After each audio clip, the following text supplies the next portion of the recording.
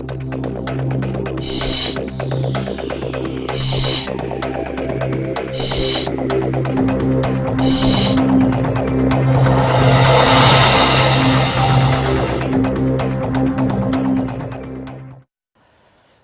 सत्ता का पत्ता में आपका स्वागत है। मैं हूं आपके साथ राजीव सिंह। फिक्सिंग सर्वव्यापी है, खेल का मैदान हो या फिर सियासत का। कुछ मामले उजागर हो जाते हैं तो कुछ पर्दे के पीछे रह जाते हैं।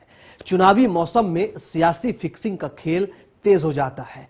कोई आपसी हिसाब चुकता करने के लिए विरोधियों के साथ फिक्सिंग करता है तो कोई किसी को निपटाने के लिए। इसीलिए सियासत में फिक्सिंग का कारोबार बदस्तूर जारी रहता है।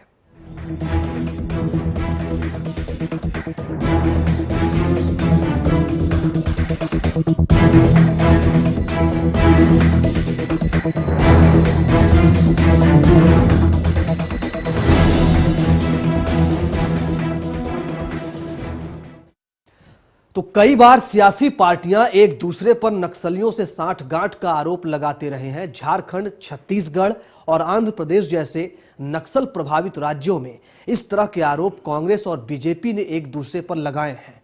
झारखंड में इस तरह के आरोप जेएमएम पर लगते रहे। छत्तीसगढ़ में कांग्रेस के नेता अजीत जोगी पर भी रमन सिंह की मदद करने का आरोप उनकी पार्टी के नेता ही लगाते रहे। इनकी हकीकत क्या है? क्या ये सब सियासी फिक्सिंग तो नहीं है? इस पर हम बातचीत करेंगे आज छत्तीसगढ़ की। छत्तीसगढ़ में कांग्रेस का जीत से 36 का आंकड़ा है। वजह कुछ अपनी और कुछ सियासी मजबूरियां हैं। अजीत जोगी को चिपकाए रखना कांग्रेस की अपनी मजबूरियों में एक है और जोगी के खिलाफ कांग्रेस के दूसरे नेताओं की बगावत उनकी अपनी जरूरत। इसी मजबूरी और जरूरत के बीच कांग्रेस का सियासी समीकरण बनता बिगड़ता रहता है। रमन सिंह की हैट्रिक की कहानी में कांग्रेस को एक अहम किरदार माना जाता है, तो इसमें हकीकत कम है और फसाना ज्यादा। रमन सिंह तमाम आरोपों से घिरने के बावजूद उस जमीन पर लगातार खड़े रहे हैं जहां जनता आमने सामने हो। इसी बूते रमन सिंह सभी 11 सीटें जीतने का दावा ठोक रहे हैं। महेंद्र कर्मा, विद्याचरण शुक्ल जैसे 30 बड़े नेताओं को नक्सली हमले में गंवाने के सदमे के बाद विधानसभा चुनाव की हार से उबरने में बहुत हद तक नाकाम दिख रही है। हालांकि विधानसभा चुनाव में बस्तर में इसका फायदा कांग्रेस को हुआ, जहां उसने 12 में से 8 सीटें जीत ली। लेकिन वो रास्ता नहीं मिला जिस पर चलकर रायपुर पर कब्जा किया जा सके। कांग्रेस के बड़े नेताओं के रवैये से कहीं ऐसा नहीं लगता कि पार्टी लोकसभा चुनाव को लेकर गंभीर है। एक तरह से कांग्रेस रस्म अदायगी की तैयारी में है। राहुल गांधी के मुकाबले नरेंद्र मोदी की लोकप्रियता का ग्राफ काफी ऊपर है। केंद्र सरकार का भ्रष्टाचार और महंगाई जैसे मुद्दों को पस्त करने के लिए काफी है। क्लीन स्वीप का रास्ता साफ है। यहाँ अगर कांग्रेस कुछ बेहतर कर पाती है तो उसे चमत्कार ही माना जाएगा। लेकिन सबको मालूम है कि इस दफे नरेंद्र मोदी चमत्कार करने को बेताब है। राज्य में विकास का क्रेडिट मुख्यमंत्री रमन सिंह और उनकी योजनाओं को जाता है। महिलाओं के लिए राज्य की योजनाएं, विशेषकर फूड सेफ्टी कानून के अंतर्गत परिवार की महिला मुखिया के नाम पर ही राशन देने की बात है। कांग्रेस यदि माइंस के घोटालों के मुद्दे उठाती भी है तो रमन सरकार ये कहकर साफ बच निकलती है, हम तो बस सिफारिश करते हैं, फाइनल तो केंद्र सरकार ही करती है और क्लियरेंस भी केंद्र सरकार ही देती है। जोगी के शासनकाल की चर्चा अहम भूमिका थी। अल्पसंख्यक कांग्रेस के साथ थे और अब भी हैं। जोगी की सक्रिय राजनीति में 1 वर्ष तक संन्यास की घोषणा और फिर चुनाव मैदान में उतरने से पार्टी के विरोधी नेता सदमे में हैं। महंत अपनी सीट सुरक्षित करने के लिए जोगी का चक्कर लगा रहे हैं। आम आदमी पार्टी ने सभी 11 लोकसभा सीटों पर यहां उम्मीदवार उतारने की घोषणा कर दी है। आम आदमी पार्टी ने छत्तीसगढ़ में 2,30,000 मेंबर बनाने का दावा किया था, लेकिन जिस तरह से उसके दावों की पोल फर्रुखाबाद के उम्मीदवार ने खोली, उससे आम आदमी पार्टी के दावों और हकीकत का अंदाजा लगाया जा सकता है। राज्य सरकार के मंत्रियों व नेताओं पर कांग्रेस भ्रष्टाचार का आरोप लगाती रहती है। अफसरों पर तो कार्रवाई तक हो जाती है, पर नेता बच निकलते हैं। छत्तीसगढ़ राज्य का जातीय समीकरण देखें तो राज्य की कुल जनसंख्या में ओबीसी 50% हैं, जिसमें साहू और कुर्मी जातियों का बोलबाला है। नक्सलवाद की समस्या से जूझ रहे छत्तीसगढ़ में खासकर सरगुजा बस्तर क्षेत्र में बिछी हुई बारूदी सुरंगों के बीच सुरक्षा कर्मी इन इलाकों में आसानी से प्रवेश नहीं कर पाते हैं। सुरक्षा बलों के जवानों को मतदान केंद्रों को सुरक्षित रखने में जान की बाजी लगानी पड़ती है। नोटा का बटन चुनाव बहिष्कार करने वालों का नया हथियार बन गया है। विधानसभा चुनाव के दौरान नक्सलियों ने नोटा का इस्तेमाल जमकर करवाया, इसलिए नोटा का सबसे ज्यादा इस्तेमाल छत्तीसगढ़ में हुआ। छत्तीसगढ़ में सोनी सोरी के सहारे आम आदमी पार्टी अपनी पहचान बनाने का प्रयास कर रही है। मोदी की हवा चारों तरफ बह रही है। कांग्रेस को तूफान की आशंका है। मोदी के लिए मैदान एक तरह से खाली है और रमन सिंह के चेहरे पर मुस्कान है। स्पेशल डेस्क के साथ Deepika Singh, channel one news. जी, तो आज छत्तीसगढ़ की बात कर रहे हैं हम सत्ता के पत्ता में।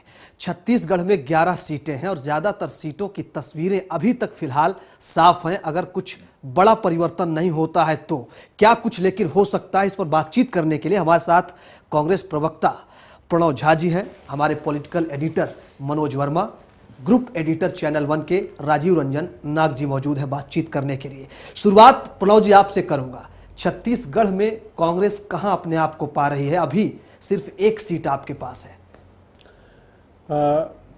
मैं सबसे पहले ये बात बताना चाहूँगा कि कांग्रेस को जो सबसे भारी नुकसान हुआ है नक्सलवाद से जी, वो फिलहाल हाल के दिनों में वो छत्तीसगढ़ में हुआ है। पूरी हमारी फ्रंट की लीडरशिप खत्म हो गई और दुर्भाग्य इस बात का है कि 10 साल से वहाँ रमन सिंह की सरकार है। अभी 3-4 दिन पहले मैं एक डिबेट में था और वहाँ भाजपा से उनके नेता तरुण विजय जी थे। उन्होंने कहा कि हमारा जो मैनिफेस्टो है उसमें हम ये प्रयत्न कर रहे हैं कि सुरक्षा कर्मियों को ये पूरी छूट दी जाएगी कि माओवादियों के विरोध में वो जो चाहे वो कर सकते हैं।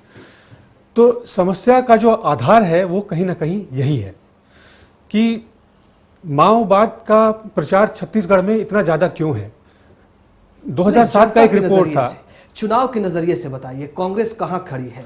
11 सीटें छत्तीसगढ़ की हैं। आप सिर्फ कोरबा में अभी हैं। चरणदास महंत को छोड़ दीजिए, आप किसी सीट पर मुकाबला नहीं दे पाए। इस बार अजीत जोगी भी मैदान में है। क्या कांग्रेस कुछ उम्मीद कर रही है या फिर जान रही है कि सब कुछ एक तरफा है? मैं उसी परिप्रेक्ष्य में कह रहा हूं कि इस बारी कांग्रेस का जो है परफॉर्मेंस वो बहुत अच्छा होगा।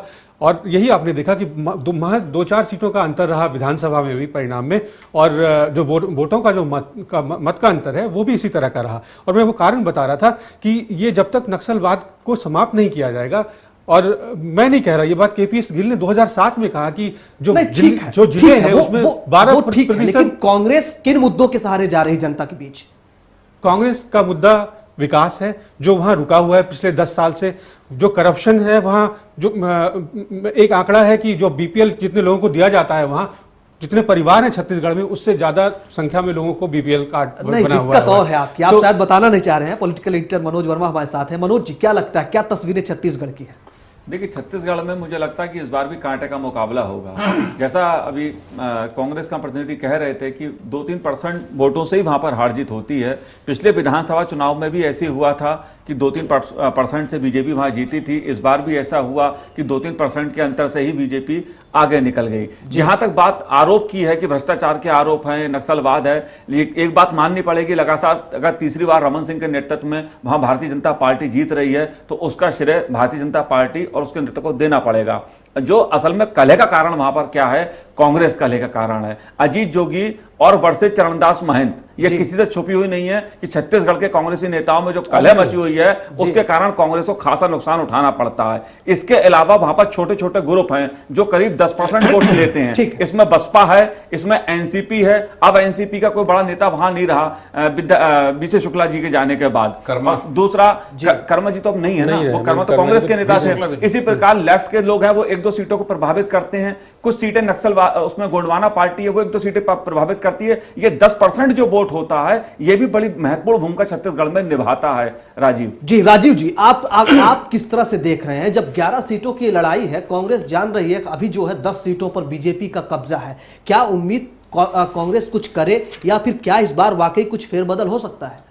देखिए, छत्तीसगढ़ की पॉलिटिक्स थोड़ा सा डिफरेंट है दूसरे राज्यों की तुलना में जी। अजीत जोगी जब तक वहां पर रहेंगे कांग्रेस के लीडरशिप में, तब तक बीजेपी को सत्ता में आने से कोई रोक नहीं सकता। और अजीत जोगी वहाँ एक विवादास्पद व्यक्तित्व हैं, जिनके खिलाफ काफी गुस्सा है, लेकिन चूंकि वो राज्य के गठन के बाद पहले मुख्यमंत्री बने, लिहाजा और जिस कास्ट से आते हैं, जिस कम्युनिटी से आते हैं, उस कम्युनिटी का दबदबा है स्टेट में शेड्यूल्ड ट्राइब्स का, लिहाजा उनका वहां दबदबा बना हुआ है। मैं ये कह रहा हूं कि बीजेपी रमन सिंह के लिए वहां जो बड़ी समस्या है वो नक्सलवाद की, और जो प्रणव झा कह रहे थे, तो उनका कहना यही था कि नक्सलवाद के परिप्रेक्ष्य में जो चुनाव हो रहे हैं तो एक बड़ा मुद्दा है जिसको बीजेपी एक्सप्लॉइट करना चाहेगी, ये कांग्रेस भी। लेकिन सवाल वो नहीं है, सवाल ये है कि नक्सली भी बीजेपी रिजीम में अपने को काफी सेफ महसूस करते हैं, और यही कारण है कि यूपीए 1 ने जब 76 सीआरपी के लोग मारे गए तो यूपीए 1 की गवर्नमेंट वहां स्ट्राइक करना चाहती थी, एयर स्ट्राइक, लेकिन उसको लेफ्ट पार्टी जो उसको सपोर्ट कर रही थी उसने ऐसा करने से मना किया, क्योंकि उसको हम वामपंथ उग्रवाद कहते हैं, वो बेसिकली वो लेफ्टिस्ट उग्रवाद की बात हम करते हैं। तो लिहाजा वहां की समस्या बड़ी है जो अंतर्राष्ट्रीय पैमाने पर उसको आंका जाता है, लेकिन महत्वपूर्ण यह है कि वहां की जो दलित और आदिवासी हैं वो हमेशा छले जाते हैं और दोनों पार्टियां छलती हैं। जी, लेकिन जिस हमले की आप बात कर रहे हैं, प्रणव जी कर रहे हैं, जो दरबा घाटी में हुआ, जिन बड़े नेताओं के मारे जाने की बात आप कर रहे हैं, क्या कांग्रेस में ऐसा क्या रहा कि इतनी बड़ी घटना के बाद भी वो सिंपैथी वोट भी कांग्रेस के साथ नहीं गई? विधानसभा चुनाव में भी सरकार आप नहीं बना पाए, तो अब क्या लोकसभा चुनाव में किस चीज के सहारे कांग्रेस उम्मीद करती होगी? राजीव जी। निश्चित तौर पे अगर हम बात करते हैं सिंपैथी वेव की, तो उसके इन हत्याओं की, जिसमें करीब 36 लोग जख्मी हुए, मारे गए, उसमें फर्स्ट लाइनर जो नेता थे स्टेट के वो सारे मारे गए, और उसका असर यह हुआ कि सहानुभूति, चूंकि वो उसके बाद 4 महीने 5 महीने बाद चुनाव हुए, तो उसका असर यह हो कि सहानुभूति का जो पैमाना था वो खत्म हो गया, और कांग्रेस को लगता है कि उनके परिवार को टिकट देके हो सकता है कि उसका लाभ हमें मिले, लिहाजा महेंद्र कर्मा के बेटे को भी टिकट दिया गया है। ठीक है, प्रणव जी क्या लगता है, अजीत जोगी दिक्कत है वास्तव में कांग्रेस के लिए? बिल्कुल, ये बोझ है, लायबिलिटी है पार्टी के लिए। रणदास महंत बनाम अजीत को ललकारते हैं, पढ़े लिखे लोग हैं, बुद्धिजीवी हैं, मैं आपसे ऐसी अपेक्षा नहीं करता। इसीलिए सवाल ये हमारे बगल में बैठे थे थोड़ी देर पहले भाजपा के जो प्रतिनिधि, उनसे तो मैं ये अपेक्षा कर सकता था।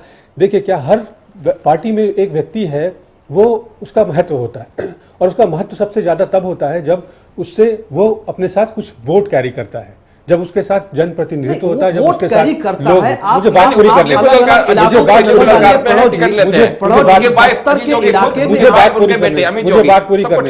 मुझे बात पूरी करने दें। अगर किसी नेतृत्व का, जब अगर कांग्रेस की पार्टी किसी नेता के बगैर 30% वोट पाती है और एक नेता उसमें जुड़ जाता है और उसका वोट का मत 35% हो जाता है, तो वो व्यक्ति उस पार्टी के लिए बहुत महत्वपूर्ण होता है। वही उसी तरह से आप देखेंगे कि कई बार जब गठबंधन किया जाता है, राजद, कांग्रेस और लोजपा के गठबंधन का भी कारण बिहार में, मैं एक उदाहरण के तौर पे मैंने कहा कि ये होता है।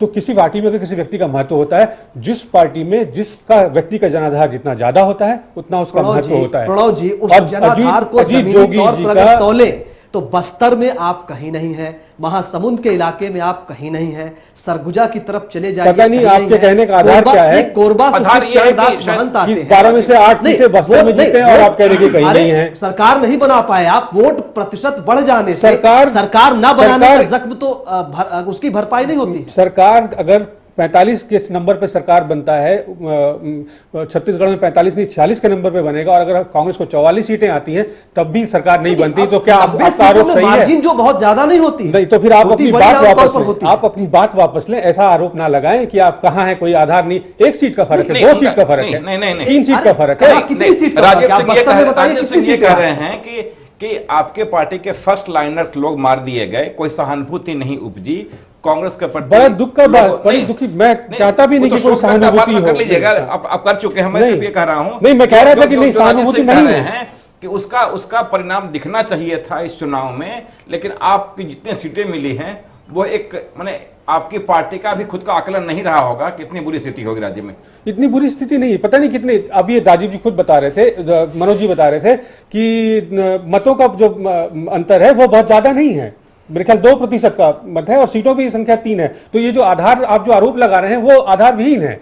तो पहली बात, सर मैं कोई गलत नहीं लगा रहा हूं, 11 में 10 सीटें बीजेपी के पास है। नहीं, बताइए आपका आधार कहां है? अभी मैं मैंने पहले की बात कर रहे हैं, आपका 15 नहीं 10 सीटें बीजेपी के पास है, तस्वीरें साफ है। प्रणव जी कैसी बात कर रहे हैं आप? कोरबा में चरणदास महंत है, उसके अलावा कहीं आप एक ही बात को दोहराए जा रहे हैं। मैं समझ गया आपकी बात, मैं लोकसभा की बात नहीं कह रहा। मेरा सवाल सुनिए, हो गया, मैं आपको जवाब दे रहा हूं, मेरा सवाल सुनिए। नहीं, आप मेरा सवाल सुनिए, नहीं, मेरा सवाल सुनिए। आपका सवाल अभी भी वही है, आपसे सवाल पूछे जा रहे हैं, जवाब नहीं सुन रहे हैं। तानाशाही का हमेशा आरोप लगता रहा, आप सवाल पूछे जा रहे हैं, आप 2009 में मैं फिर वहीं से उत्तर दूंगा जहां से आप मुझे रोक रहे हैं।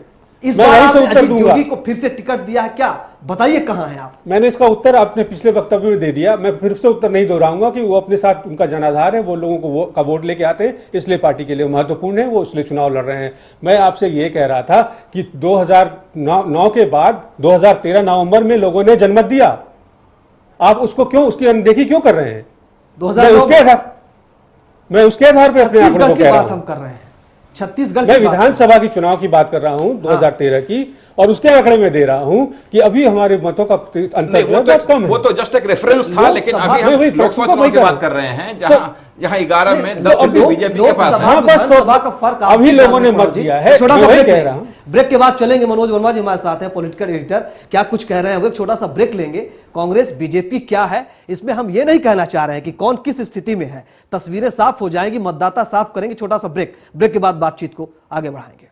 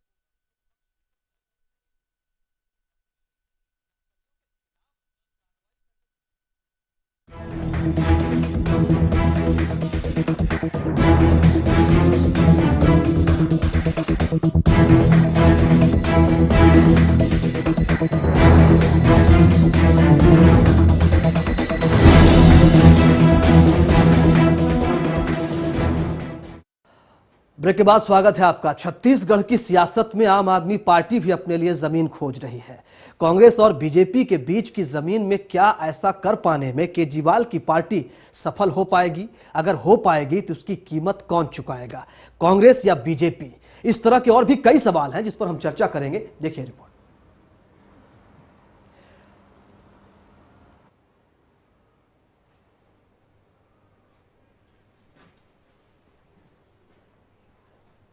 चलिए, तो जो हम बातचीत कर रहे हैं दरअसल छत्तीसगढ़ की, उसमें क्या कमल फिर से खिलेगा? क्योंकि जब अभी भी 10 सीटों पर जो है वो बीजेपी का कब्जा है, सिर्फ एक सीट कांग्रेस के पास है। लेकिन कांग्रेस जो है इस बार कहीं ना कहीं अजीत जोगी को फिर से मैदान में लाकर, और चरणदास महंत हैं, अजीत जोगी हैं, या फिर वीके सिंह देव हों, इन 3 लोगों के जरिए, 3 बड़े नेताओं के जरिए कहीं ना कहीं कम से कम 3-4 सीट की उम्मीद कर रही है, ऐसा कहा जा रहा है। हमारे साथ सभी मेहमान मौजूद हैं।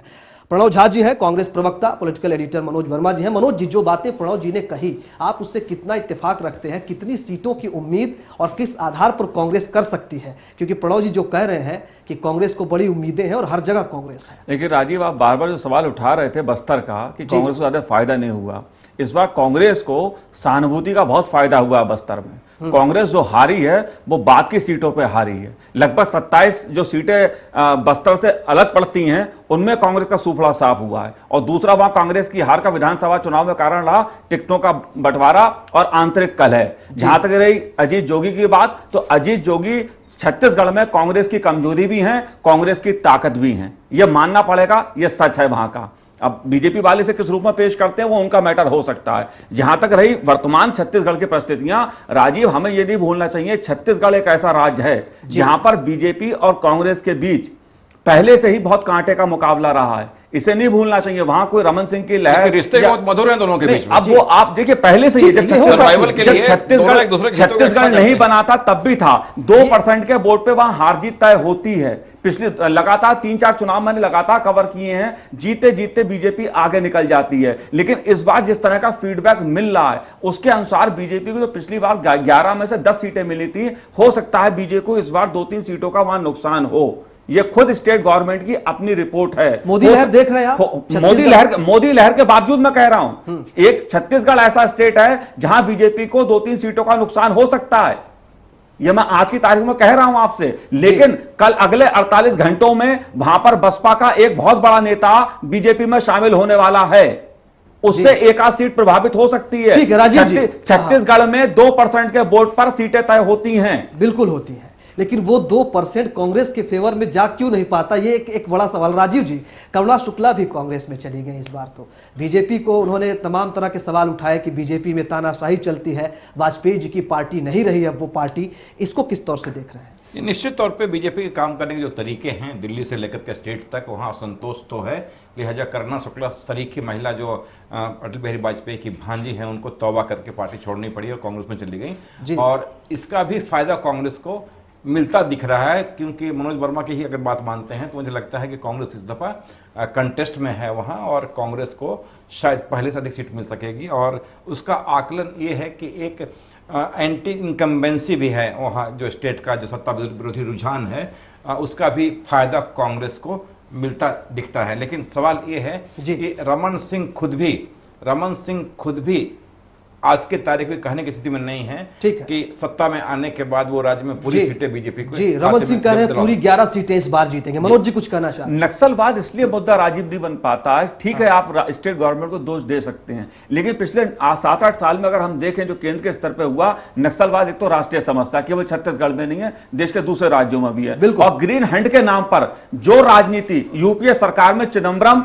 और जयराम रमेश के बीच हुई, जिस तरह की नूरा किश्ती दिल्ली में बैठ के नेताओं के बीच हुई, जिस तरह दिग्विजय सिंह पत्र लिखते रहे, संपादकीय लिखते रहे, ट्वीट करते रहे नक्सलवाद के ऊपर, वो भी कांग्रेस की यूपीए लेड जो सरकार थी उसमें विवाद का कारण कई बार ग्रीन हंट को लेकर बना और ग्रीन हंट को ठंडे बस्ते डालना पड़ा। यह नहीं भूलना चाहिए। इसलिए छत्तीसगढ़ में नक्सलवाद, चाहे बीजेपी सरकार हो या केंद्र की सरकार हो, वहां पर एक बड़ा मुद्दा नहीं बन पाता है, क्योंकि दोनों कहीं ना कहीं दबे हुए हैं। जी प्रणव जी, सवाल मेरा यह आपसे है कि केंद्रीय नेतृत्व और यूपीए सरकार जो है उसका असर, उसका खामियाजा भी पार्टी को छत्तीसगढ़ में भुगतना पड़ सकता है, या बाकी जगहों पर जैसे दिखा इसका असर?